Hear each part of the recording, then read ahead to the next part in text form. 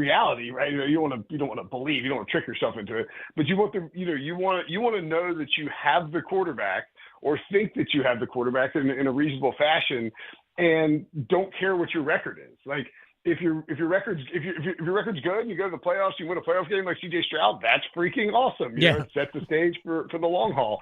But if you're the Panthers this year, and you can sort of take a reset on last season, right? I mean, they did have a coaching change midstream, and that never helps.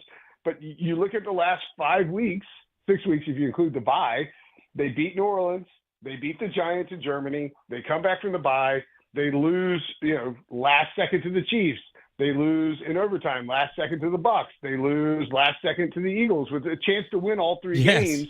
Those are good football teams. I mean, you're talking about 3 division leaders, and if we saw a Chiefs-Eagles Super Bowl, I don't think anybody would flinch. So, the Panthers are hanging with the best teams, and you do want to find a way to close out the games, right? I mean, you don't want to just be like, oh, well, we lost, but we look good. I mean, you need to learn how to win. But I think we've seen enough from some of the young pieces for the Panthers, and it sucks that Jonathan Brooks tore his ACL. Yes. It's just a brutal loss. But, I mean, Bryce Young in particular and that offensive line that's been very good. Pete Prisco and I were talking about it yesterday, and he called it the most improved offensive line in the NFL. So, you're seeing this from Bryce. You're seeing it from the offensive line.